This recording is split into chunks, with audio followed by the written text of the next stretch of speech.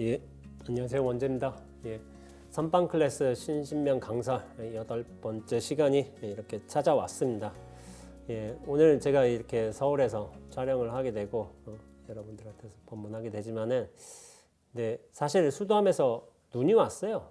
눈이 좀 한 10cm 정도 왔나? 그래가지고 사실 이렇게 많이 올 줄 몰랐거든요. 몰랐는데 많이 와가지고 아침에 좀 주지스님께서 이제 눈 좀 쓸어 주시고 차량으로 눈 쓸어 주시고 내려오는데 급경사에서 살짝 미끄러졌어요. 살짝 미끄러져서 좀 아주 긴장하면서 스펙타클 느끼면서 그렇게 참 서울까지 잘 왔습니다. 심신명 강사 이렇게 8번째 시간 좀 의미 있게 시작하는 것 같습니다.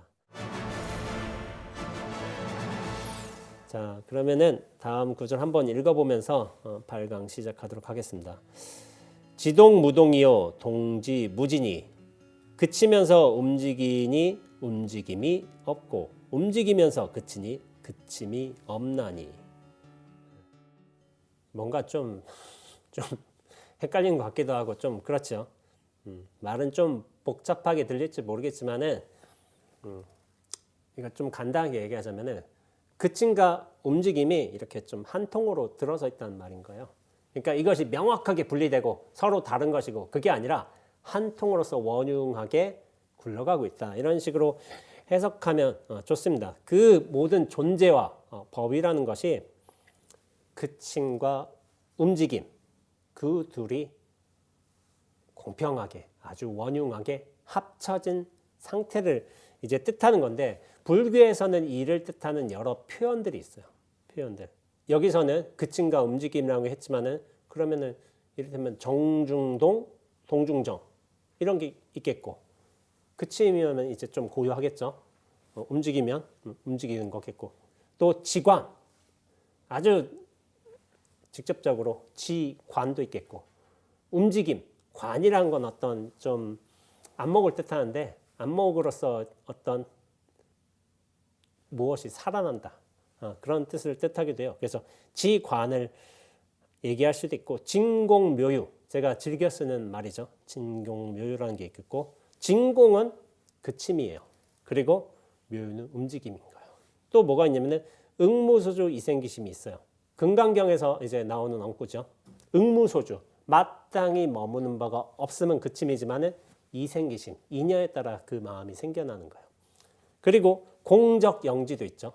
그 근원은 공적하여 찾을 수가 없지만 영지 신령스럽게 안다. 이건 또 작용인 것이고 성성적적도 적적성성 이런 표현도 있겠고요. 또 굉장히 중요한 구절도 하나 있습니다. 질문이 멈춰지면 스스로 답이 된다. 그런 책도 있어요. 그 책이 뭐냐면은 그침과 움직임을 뜻하는 거예요. 질문이 멈춰진다는 것은 나의 존재성이 끊긴다는 거야. 사라진다. 실체성이 사라진다. 그러면은 스스로 답이 된다는 건 뭐냐면은 나 자신이 답이 되는 걸 사실 그것만 뜻하지는 않아요. 이 세상 전체가 그 모든 경계가 답으로서 드러난다. 이런 것을 뜻하고 있습니다. 그래서 저도 이거를 균형을 맞추면서 제목을 쓴 거예요. 그냥 막 쓴 게 아니라 그냥 막 쓴 건 또 아닌 것도 아닌 거예요. 그냥 생각나는 대로 했으니까. 근데 하다 보니까 또 균형이 맞춰져 있어. 지관이 맞춰져 있고 뭐 진공묘유가 또 맞춰져 있기 때문에 제목으로서는 굉장히 좀 잘 지은 것 같습니다. 그래서 이런 것을 얘기했지만은 성철 스님께서는 이렇게 움직임과 그침 이런 양변을 완전히 부정하면서 또한 이 두 법을 긍정하는 거예요. 이게 쌍차쌍조라고 또 하기도 하는데 이 두 법을 서로 융통자제하게 쓸 수 있는 것을 중도정의라고 이 책에서 설명을 해 주셨습니다. 중도의 법을 이렇게 가르치신 거예요. 근데 이제 제가 여기에서 중도의 법을 제가 굉장히 좀 인상 깊게 들은 경험이 있어요. 진공을 우리가 그침을 평등법이라고 칭하고 또한 움직임, 묘유를 차별법이라고 한다면은 세상에는 이 평등법하고 차별법이 동시에 있죠.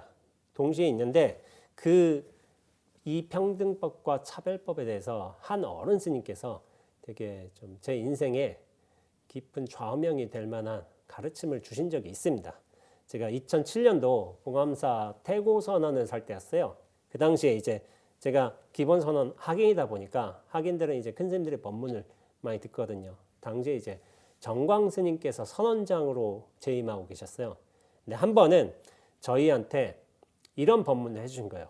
이 세상에는 평등법과 차별법이 있는데 그 둘을 동시에 두루두루 볼 줄 알아야지 어떤 한 법만 절대적인 것으로 강조해서는 안 된다. 이런 식의 어떤 법문을 해주신 적이 있어요.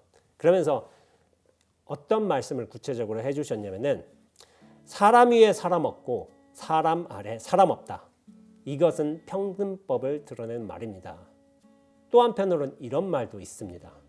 사람이라고 사람이냐? 사람이어야 사람이다. 이것은 차별법을 드러낸 말입니다.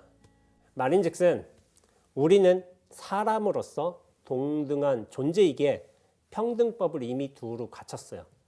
그러나 그뿐만 아니라 사람이기 때문에 사람으로서 해야 할 일은 꼭 지켜내야 한다.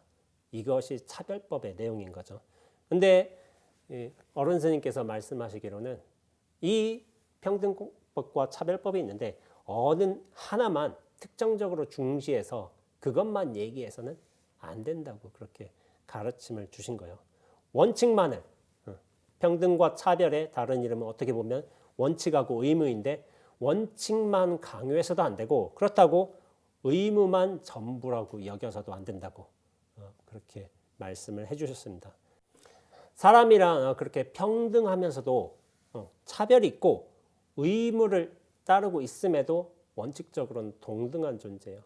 그렇기 때문에 이 양변 사이에서 균형을 잃지 않고 적재적소에 따라서 균형 있게 판단하고 또 바르게 행동하는 것이 중요한 거라고 이렇게 가르침을 주셨습니다.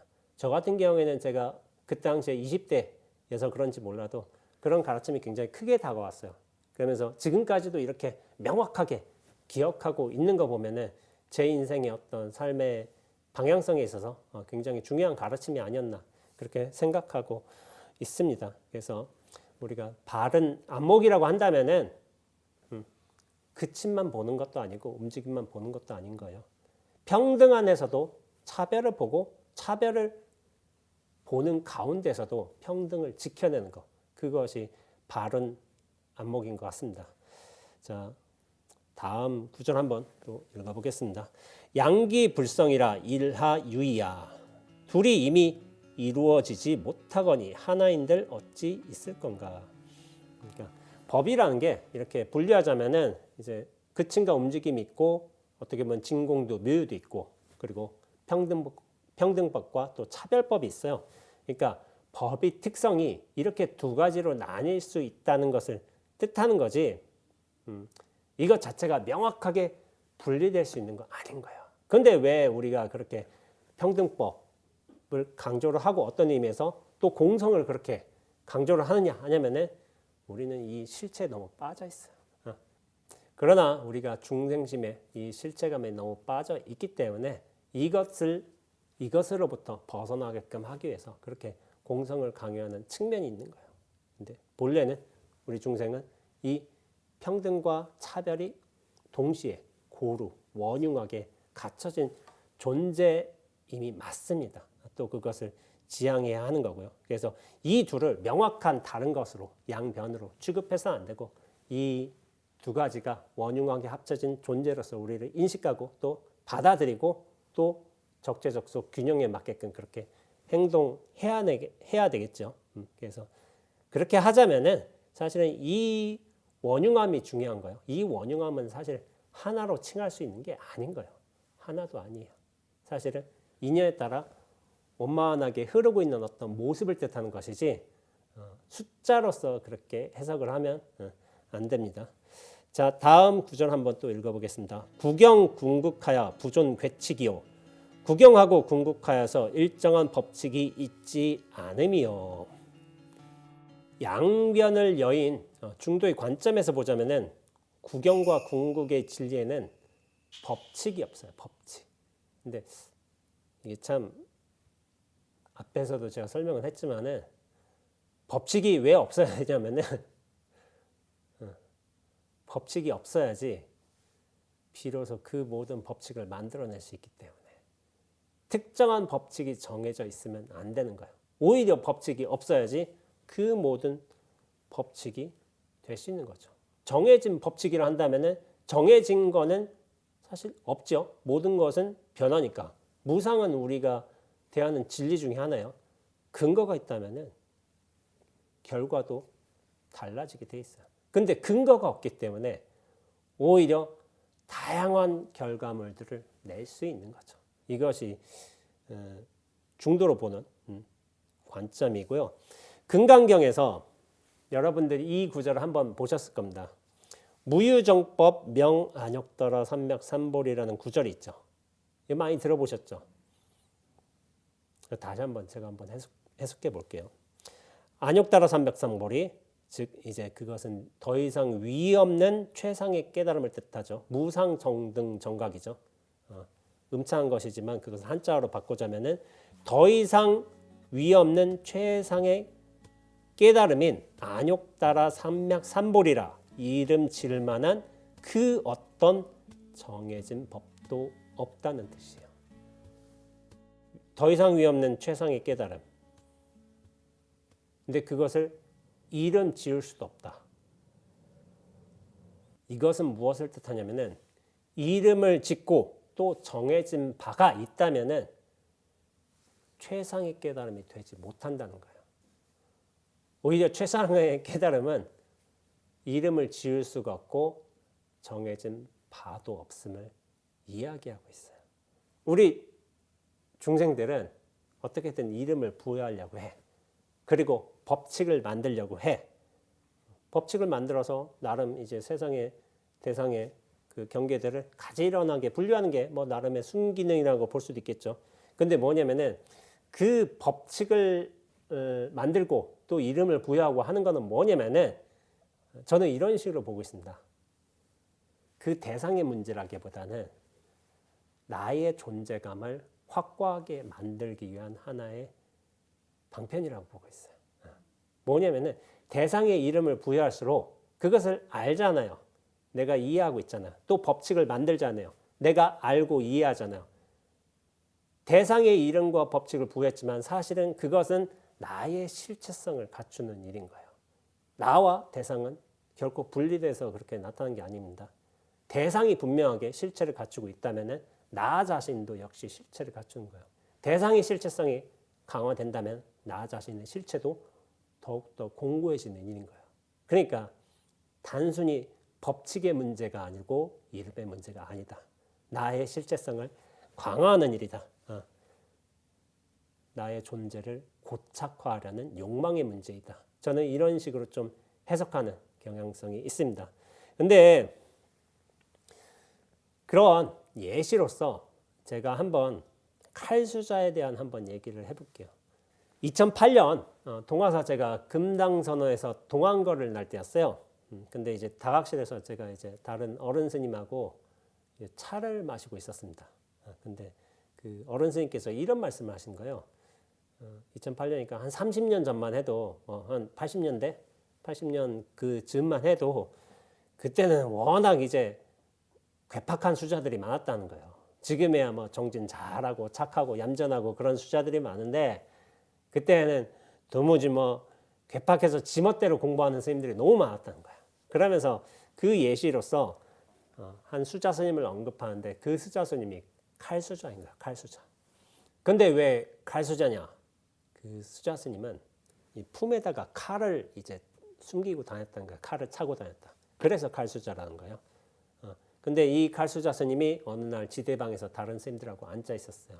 앉아 있었는데 뭐는 분위기가 무르익고 하니까 이 칼수자가 품에서 칼을 탁 꺼내가지고 대중들한테 탁 보여주면서 내 주변에다 탁 하고 영역을 만들어. 이렇게 탁 하고 영역을 만들면서 영역을 만들고 나중에 이 칼을 탁 보이면서 대중들한테 말한 거예요. 이 안으로 들어오기라도 한다면 알지? 하고서 다 보여준 거예요. 그러니까 이거는 뭐 기행 차원을 넘어서죠. 위협이 될 수가 있는 거죠. 칼이라는 무기도 있는 거고. 그러니까 대중들이 막 당황했어. 뭐 이렇게 뭐 어떻게 할 수도 없었어. 근데 그 얘기가 큰 스님한테 들어간 거예요. 그러니까 큰 스님이 찾아오셨어요. 찾아오셔서 이렇게 딱 칼수자 보면서 말씀하신 거예요. 야, 그래, 네가 칼수자야? 어? 그 안에 들어가면 사람 찌르겠다고? 이렇게 물은 거예요. 그러니까 칼수자가 뭐 별 대답 없이 그냥 대꾸 없이 앉아 있었어. 그러니까 큰 스님이 어떻게 하셨을까요? 큰 스님이 그 자리에서 모든 옷을 다 벗고 알몸으로 그 칼수자가 만든 그 영역 안으로 들어가셨어요. 들어가신 다음에 칼수자 얼굴을 똑바로 쳐다보면서 이렇게 말씀하신 거예요. 그래, 어디 찔러봐. 칼수자가 어땠을까요? 당황해가지고 자기가 일어났어요. 일어나서 걸망에 짐 챙겨가지고 선원에서 원래 정진하러 들어오셨는데 나가셨다고요. 그 칼수자 얘기를 어른 스님께서 해주신 거예요. 근데 칼수자는 왜 이 칼을 들고 다녔을까요? 칼을 왜? 이건 뭐 팬이지만 자기가 뭐 위협적인 사람인 걸 뭐 드러내고 싶어서 했을까? 아니면은 뭐 사람한테 겁주고 뭐 자기 존재감을 좀 알려주고 싶어서 그랬을까? 칼수자는 그냥 마음이 약했던 사람인가? 마음이 약했던 사람. 마음이 약하니까 자기 존재감이 엷으니까 이렇게 칼이라도 들고 다니면서 남이 자신을 함부로 대하지 못하게끔 그렇게 스스로 방어하려고 했던 거예요. 근데 특이할 만한 좀 점이 있어요. 칼수자가 이렇게 칼로 자기 주변을 딱 칼로 그어서 영역을 만들었다는 거예요. 영역을. 근데 영역은 뭐냐면은 상대방을 겁주기 위해서 만든 영역이 아닌 거예요. 나를 지키기 위해서 만든 영역인 거예요. 나를 지키기 위해서. 여기 들어오기만 해봐. 남에게 상처받지 않으려고. 남에게 무시받지 않으려고. 자기 스스로 그렇게 영역을 만들어 버렸어요. 큰 스님 같은 경우에 이 칼수자가 마음이 약한 사람이란 걸 괜히 칼만 들고 다니는 거를 알고 계셨어요. 그러니까 칼수자가 실제로 사람을 찔러보지도 않았고 뭐 그리고 찌르고서 피가 뭐 선혈이 낭자하는 순간에서도 눈 깜짝하지 않고 그렇게 대담한 사람이 아니란 것도 알고 계셨어요. 그러니까 거기를 알몸으로 들어가실 수가 있었던 거죠. 그러니까 칼수자가 그런 대응을 받아봤겠어요? 처음 받아본 거지. 그러니까 그 칼수자도 결국에는 그 자리를 떠날 수밖에 없었죠. 근데 칼이라는 걸 생각해 보자면은 여러분들 뭐 액션 영화 같은데 보자면은 진짜 강한 사람들은 정의로운 사람, 주인공은 칼을 들고 다니지 않아요. 오히려 악당들이 칼을 들고 와서 찌르려고 하는 거야. 그러면은 정의로운 사람은 보통 어떻게 나타나느냐? 보통 맨손으로 나타나요. 맨손으로 나타나는데 이렇게 싸워가다도 갑자기 딱 펜대를 들고 펜대가 무기가 되는 거야. 이거를 무기하고 이것도 집어 던지고 이렇게 돼요. 주변의 지형지물을 잘 이용하면서 공격을 해요. 칼을 들고 다니지 않습니다. 그러니까 존재감 하나로 아무런 생각도 하지 못하게끔 만드는 게 어떻게 보면 진정 강한 사람인 거죠. 내공이 큰 사람. 그렇게 되는 거죠. 근데 칼수자가 이렇게 칼로 이렇게 주변을 그어서 자기 구역을 만들었잖아요. 근데 사실은 이 구역이 자기를 지킨다기보다는 사실은 자신을 가둬놔 버렸습니다. 남이 들어오지 못하게끔 내가 이 구역을 만들었다고 하지만은 실제로는 이 칼 하나라는 볼품은 이 도구를 통해서 자신을 이렇게 가둬버린 거예요. 그러니까 이 얘기를 들으면은 칼수자가 참 안타까운 사람, 또 처량한 사람처럼 느껴집니다. 그러면서 어떤 생각을 하게 되냐면은, 야, 저 좁다란 구역 하나 지키려고 칼을 들고 다닌단 말인가? 이 눈앞이면 허공을 냅두고서 그런 생각이 들죠. 근데 이 칼수자 이야기지만은 우리 중생도 이 칼수자하고 별다를 바가 없다고도 볼 수 있어요. 왜 그러냐면은 칼수자는 이 칼이란 도구를 통해서 그리고 칼로 만든 영역을 통해서 거기에 갇혀 살게 되었지만은 우리 중생은 생각과 몸에 갇혀 살기 때문이에요. 이 몸과 생각이 우리의 전부이냐 여기에 갇혀서 살기 때문에 근본적으로 보자면 칼수자와 다를 바가 없습니다. 본래 우리가 눈앞이라는 이 커다란 집을 놔두고서 우리가 언젠가부터 몇 살인지 모르겠지만 제가 저번에 어린아이가 자기에 대한 정체성을 가지고 자기에 대한 인식을 가지고 존재하는 것을 비유로 얘기를 들었지만 몇 살 때부터인가 이 몸을 나라고 여기고 이 나를 실체로 여기면서 좁은 집에 갇혀 살게 된 게 우리 중생의 일반적인 모습인 거예요. 이 허공이라는 눈앞이라는 큰 집을 놔두고서 이 전체로 살지 못하고서 그런 차원에서 보자면은 칼수자도 우리 중생들과 근본적으로는 좀 다를 바가 없다는 좀 생각이 듭니다.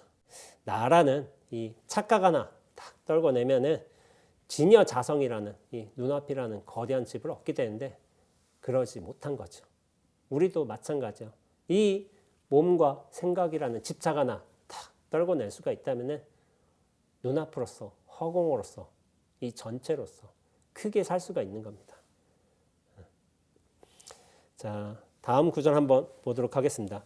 개심평등하여 소작이 구식이로다. 마음에 개합하여 평등케 되어 짓고 짓는 바가 함께 시도다. 마음과 개합을 한다면은 일체가 평등해지고 짓고 짓는 바가 이제 능소, 주객이 모두 쉬어버린다고 했어요. 언급하는 마음은 우리 중생심이나 분별심과 같은 작은 마음이 아니에요. 진여자성의 근본 마음이에요. 근본 마음. 근본 마음과 탁 만나게 된다면 능소가 다 사라진다는 거죠.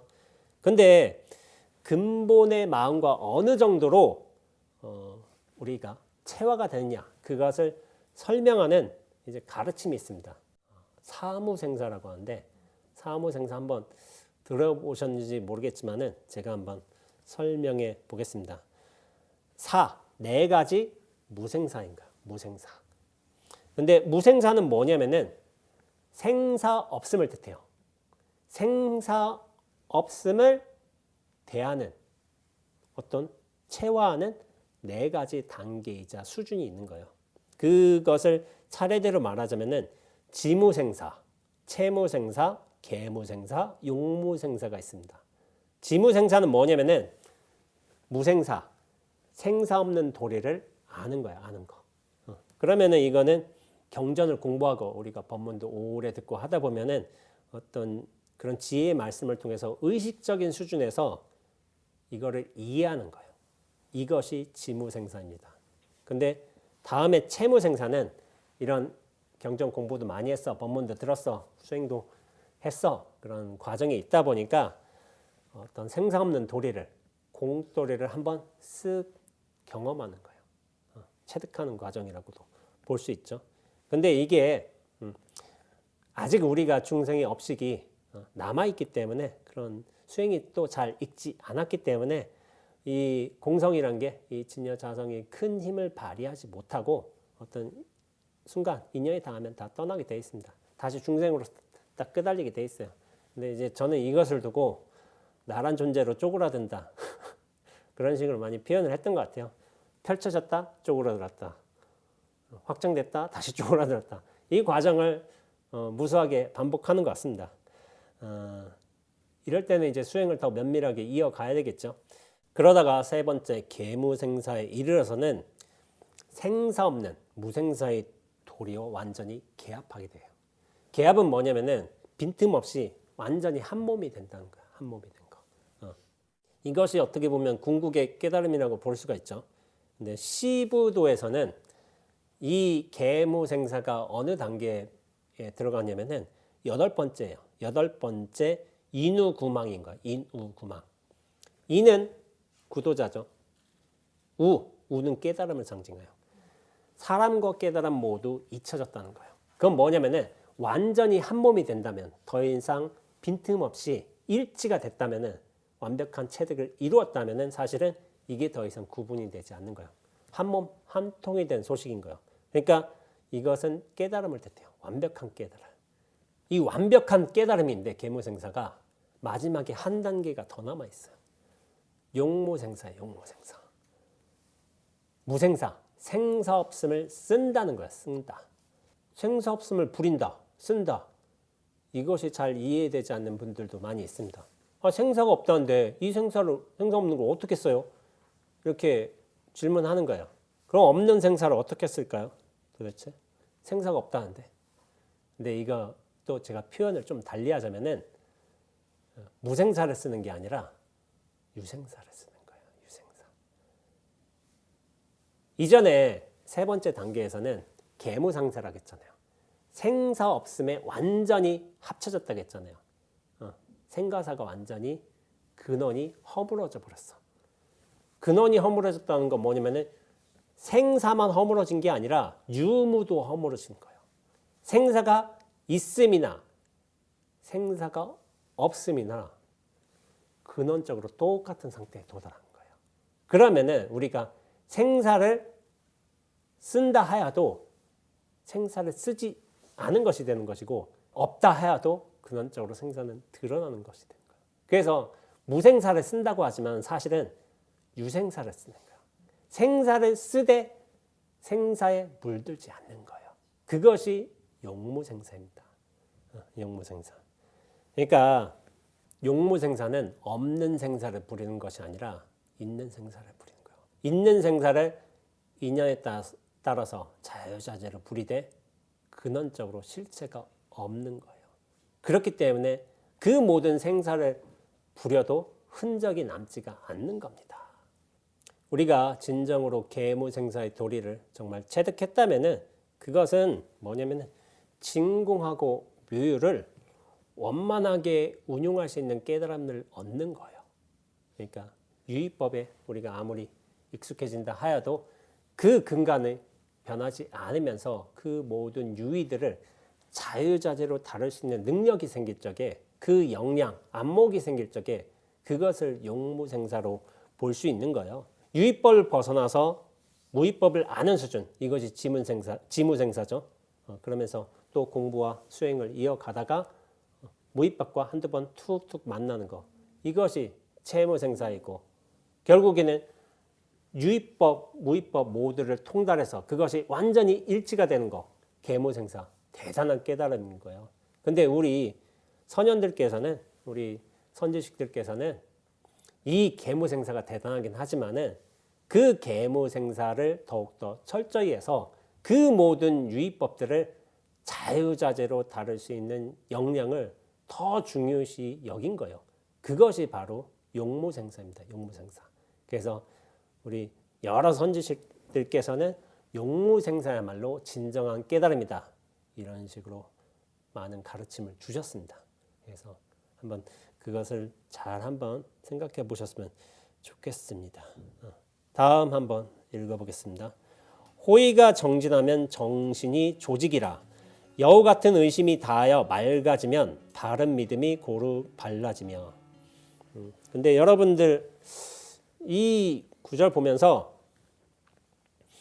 제가 한 사자성어가 떠올랐어요. 뭐냐면은 파사현정인가요? 파사현정. 파사현정. 파사현정 들어보셨죠? 파사현정. 삿됨을 부수고 발음을 드러낸다, 이런 뜻이에요. 파사현정이 아까 전에 말한 바대로 삿됨을 깨부수고 발음을 드러낸다는 뜻이죠. 이게 맞죠? 예, 일반적으로 맞아요. 근데 제가 보기엔 틀렸어요. 왜 그러냐면은 수행과 어떤 깨달음의 분상에서는 좀 틀렸어요. 좀 이제 복잡하게 나간다면은 뭐 이를테면 삿됨과 발음이 명확하게 구분이 될까? 그리고 뭐 깨부수고 드러낸 게 뭐 맞을까? 이런 뭐 논의도 있을 수 있지만은 그런 차원을 일단 걷어내고 무엇이 틀렸냐면은 삿됨을 깨부수고 발음을 드러내는 것이 서로 다른 과제처럼 제시되었기 때문에 이게 일반적으로는 맞아요. 삿됨을 깨부수고 발음을 드러내야지.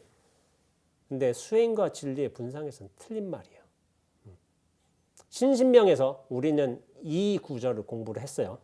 불용구진이여 유수식견이라. 애써서 참됨을 구하려 하지 말고 오직 망령된 견해만 쉴지니라. 참됨을 구하려 하지 말고 단지 망령된 견해만 쉬라고 했어요. 망령된 견해만 쉬면 참됨은 자연스럽게 드러나게 되어 있습니다. 그래서 성철 선생님은 이런 비유를 하셨어요. 그 불용구진 유수식견에서 구름이 거치면은 저 위에서 태양은 원래 빛나고 있어. 그러니까 태양을 따로 찾을 필요가 없다는 거예요. 단지 구름만 걷어내면 돼. 구름은 뭐냐면은 우리 중생의 무명업식인 거예요. 잘못된 견해, 전도, 망상, 그 착각, 관념 그것만 딱 걷어내면은 태양은 원래 빛나고 있어요. 태양을 얻기 위해 따로 노력할 게 있다는 게 아닌 거예요. 원래 그렇기 때문에. 진리는 원래 그런 거예요. 원래. 진리를 얻기 위해 노력한다. 뭐 그게 말상으로는 맞아요. 근데 좀 더 구체적으로 얘기하자면 진리를 얻기 위해 노력하는 것이 아니라 착각을 걷어내기 위해 노력하는 것뿐이에요. 진리는 애초부터 얻을 수도 없고 구할 수도 없어요. 본래 주어진 것이야만 진리예요. 진리. 근데 이 구름처럼 우리 무명업식이 가려져 있기 때문에 이것만 탁 걷어내면 진리는 원래 그렇게 드러나 있습니다. 그래서 제가 여러분들한테 그렇게 강조해서 눈앞을 말하는 거예요. 눈앞은 원래 이렇게 드러나 있어요. 눈앞은 우리가 얻을 수도 없어. 구할 수도 없어. 잃을 수도 없고 까먹을 수도 없어. 우리는 원래 눈앞에서 드러난 여실하게 드러난 존재예요. 그래서 나오게 된 말이 본래 성불이에요. 본래 성불. 우리만 그렇겠어요? 이 펜 때도 그렇지 않겠어요? 펜 때도 여실한 모습으로 드러났고 여실한 소리의 울림을 내는 거죠. 그래서 이 펜 때마저도 무정설법을 할 수 있는 거예요. 설법이란 게 소리로만 하는 거야. 모양으로도 하죠. 소리로도 하고 온갖 법을 설하고 있는 겁니다. 그런데 제가 우리가 마음 수행을 잘하고 그리고 이 마음을 잘 분별심, 생사심을 잘 비워낸다면은 이 눈앞이란 본래 주어진 진리와 툭툭 만나게 될 인연이 찾아와요. 그런데 맨 처음에는 저 원재라는 스님이 왜 자꾸 눈앞을 저렇게 얘기하나 그걸 이해하지 못하시는 분들이 좀 많았어요. 근데 법문도 또 듣다 보니까 또 정진도 하다 보니까 당신에게 툭툭 어떤 경험들이 찾아와요. 어떤 진리의 경험들이 툭툭 찾아오면서 왜 원재 스님이 저렇게 눈앞을 강조하게 되었는지 그렇게 알게 되었다. 스스로 체감하게 되었다. 이렇게 말씀하시는 분들이 좀 더러 계시기도 합니다. 그리고 이 구절에서는 여우 같은 의심이라고 했어요. 근데 여우 같은 의심은 뭐냐면은 나란 존재 갇혀 있을 땐 여우 같은 의심이 나게 돼 있어요. 그런데 이 의심이 다하고 우리가 눈앞과 제대로 만날 수만 있다면은 바른 믿음이 선다고 했어요. 바른 믿음이 선다. 그럼 그때부터 내가 바른 믿음을 가지게 되는 걸까? 그것도 틀린 말이에요. 내가 가지면 틀렸어요. 바른 믿음이 나란 인연을 통해서 드러나는 거예요. 드러나는 거. 사소한 소리 하나, 아무것도 아닌 소리 하나, 이 별것 아닌 행동 하나가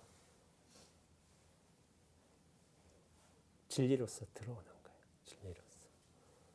더 이상 흔들림 없는 바른 진리로서 툭툭 곧장 들어오는 거예요. 이 곧장이 중요합니다.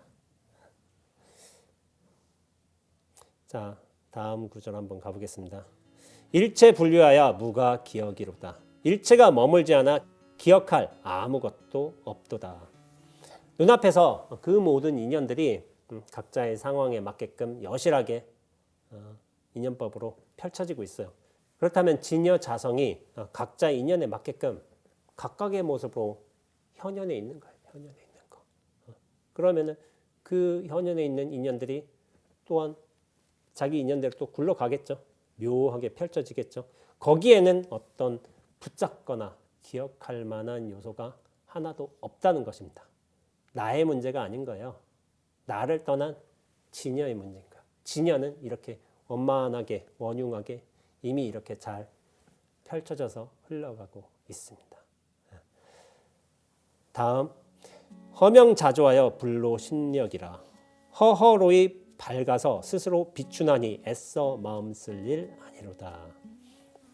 근데 제가 이 구절을 보면서 생각나는 게 예전에 제가 망월사로 기도하러 올라간 때가 생각이 납니다. 망월사에서는 도봉산 망월사 아시죠? 의정부에 이게 지하철역하고 좀 떨어져 있는데 1시간 정도 걸어 올라가야 돼요. 근데 제가 한번 언젠가 서울에서 볼 일이 있어가지고 오후에 볼 일 보고 저녁 좀 늦은 시간에 망월사에 가기 위해서 도봉산을 오른 적이 있어요. 그때 아마 저녁 한 8시쯤 됐을 거예요. 그러니까 좀 걱정이 앞섰어요. 왜 그러냐면은 산길을 가야 되는데 제가 후레쉬도 없고 핸드폰도 그때 무슨 일인지 좀 핸드폰 후레쉬가 또 고장이 났었어요. 그러니까 이 밤길을 어떻게 올라가지 하고서 근데 올라는 가야 되니까 다음 날부터 기도가 있다 보니까 영산전 기도가 있었어요. 철학 기도. 그래서 한번 올라갔는데 생각보다 올라갈 만한 거예요. 네, 그 이유가 있었어요. 보름 근처여서 그랬는지 달빛이 밝았어요. 달빛이. 그러니까 망월사에 그 도봉산에 오르기 전에는 걱정이었지만 이 달빛이 생각보다 밝았구나 해가지고 한 걸음 한 걸음 내릴 때 조금만 조심하면 다 보이겠더라고요. 그러면서 저는 이런 생각을 했습니다. 수행이란 건 뭐냐면은 내가 가지고 있는 등불을 하나씩 조금씩 꺼내려가는 행위가 아닐까 그런 생각을 했습니다. 왜냐하면 내가 등불을 가지고 있잖아요. 후레쉬를 가지고 있잖아요. 분명 이 주변은 밝아요. 내가 비추는 곳만큼은. 근데 이 단점이 뭐냐면은 내가 비추는 곳만 밝아져요. 상대적으로 내가 비추지 않은 그 바깥의 영역은 어두워집니다. 물론 내가 비추는 영역을 밝게 본다면 좋겠지만은 그 나머지 영역이 생각 이외로 오히려 생각보다 훨씬 더 어둡게 된다는 좀 단점을 지니고 있어요. 근데 이 후레쉬라는 게 등불이라는 게 그래요. 사람과 세상을 보는 틀 어떻게 보면 해석하고 이해하는 관점을 뜻해요. 내가 이 관점을 가지고 있다면 내가 비추는 곳곳 족족히 이 영역은 환하게 드러나겠지. 근데 이 전체를 보지는 못한다는 거예요. 내가 이 후레쉬를 가지고 이 주변을 비춘다면은 근처는 우리가 물론 밝게 바라볼 수가 있겠죠. 근데 잘못하면 우리는 이것이 전부인 양, 이것이 우리가 바라볼 수 있는 생각할 수 있는 전부인 양 살 수도 있어요. 어떻게 보면 내가 가진 틀과 관점에 있어서 도구에 있어서 여기 안에 갇혀 살 수가 있는 거예요. 그럼 이건 뭐냐면은 앞에서 이야기한 칼수자와도 큰 차이점이 없어요. 칼수자는 스스로 영역을 만들어버렸잖아. 자신을 지킨다고 만들었지만 사실은 그 영역 안에 갇혀버렸어요. 내가 어떤 관점과 틀을 가지고 있다고 해도 그것이 우리를 가둬버릴 가능성도 있다는 거죠. 근데 참 비유적이에요. 제가 이 등불을 딱 꺼버릴 수만 있다면, 랜턴을 끌 수만 있다면은 우리는 달빛을 얻게 돼요. 달빛. 원래 있었던 빛인 거예요. 원래 있었던 빛. 그런데 이 달빛을 얻기 위해서 우리가 해야 할 일은 하나밖에 없는 거예요. 내 등불을 꺼버리는 거. 내 관점과 틀을 벗어나 버리는 거. 이거 하나밖에 없습니다. 구름하고 태양의 비유와 똑같죠. 구름 걷어버리면 태양빛이 빛나듯 내가 그 밤에 랜턴을 꺼버리면 달빛을 얻게 되어 있습니다. 그것은 뭐냐면은 나라는 기준, 중심, 실체를 걷어낼 수만 있다면은 이 진여자성의 무궁무진한 대용을 얻게 된다는 거예요. 이걸 얻기 위해서 따로 노력할 필요가 없다는 거예요. 다만 나라는 이 착각, 중심, 실체 하나 걷어내면 된다. 그것뿐이에요. 그래서 이런 경험들을 비유로 해서 말씀드릴 수가 있는 거죠. 랜턴을 쥐어주고 그렇게 나라는 작은 집에서 갇혀 살 것인가? 아니면은 나를 벗어나서 이 랜턴도 꺼버리고 이 눈앞이라는 큰 집에서 달빛을 벗삼아서 살아갈 수 있을 것인가? 두 가지 선택사항이 있어요. 그래서 여러분들께서 스스로 잘 선택하셔서 결정짓고 노력하셔야 될 것 같습니다. 자, 다음 구절 한번 가보겠습니다. 비사량처라 식정으로 난치기로다. 생각으로 헤아릴 곳 아님이라. 의식과 망정으론 측량키 어렵도다. 나라는 이 착각, 관념, 생각, 중심, 실체가 무너지게 된다면 곧장 눈앞과 만나게 되어 있어요. 이 만남이 바로 체화예요. 체화. 체화의 정도는 또 사람마다 다르죠. 앞서서 지무생사, 채무생사, 계무생사, 용무생사 얘기했다시피 이 온전한 체화가 일어나게 된다면 내가 더 이상 세상의 중심이여 실체가 아니고 나 역시 이 태도가 인연에 맞게끔 여실하게 드러나게 된 하나의 통로로서 기능하게 됩니다. 그러니까 아상이 무너지고 또 내가 드러나고 스스로 통로가 되고 이런 과정들은 사실 이해로서 되지가 않습니다. 내가 스스로 그렇게 돼야지 하는 거예요. 그러니까 부처님이 조사스님이 아주 고준한 깊은 깨달음을 가르쳐 주셨어도 내가 그걸 소화하지 못한다면 내 삶으로서 체득되지 못한다면 사실은 그게 아무런 이득이 없습니다. 그래서 여러분들께서 물론 경전을 공부하고 법문도 들으시고 이런 과정들이 반드시 필요해요. 그러나 그 종국의 최종의 의미는 체득에 있다. 내가 스스로 통로가 됨으로써 또한 무아가 됨으로써 그 일상의 경계들이 낱낱이 진실함으로 구현될 수 있다. 그것에 초점을 맞추셔야 합니다. 그것이 진정한 체득인 거예요. 그것이 또한 용무생사입니다. 이런 관점을 확보해 하시면서 공부를 이어 나가셨으면 좋겠습니다. 예, 선판 클래스 신신명 8강 이렇게 마치도록 하겠습니다. 수고하셨습니다.